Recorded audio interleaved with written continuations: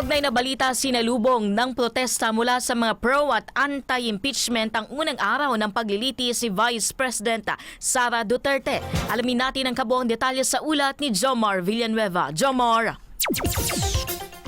Ani nagkagirian ang hanay ng mga pulis at mga progresibong grupo matapos na tangkain ng mga pro-impeachment groups na magmarcha papalapit sa Senado mula sa dating Manila Film Center. Sa isang video, makikitang nagkagit-gitan ng mga pulis at mga grupo. Nakuhanan pa ang pananakit ng isang pulis sa isang rallyista gamit ang riot shield.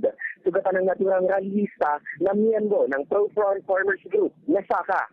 Ayon sa SACA, kinukundana nila ang pang-aabuso at pananakit ng mga pulis sa mga rallyista na nagpapakitaan nila ng pagsisidi ng mga pulis sa mga politiko sa halip na sa masa.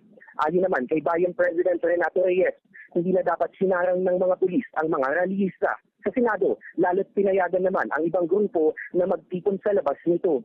Kalaunan ay pinayagan din ng mga progresibong grupo na makapagdaos ng programa sa labas ng Senado.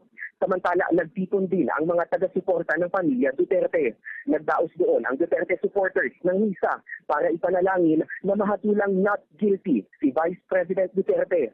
Panawagan din nila ang pagbibitig sa pwesto ni Pangulong Ferdinand Marcos Jr. Jomar Villanueva, Newslight.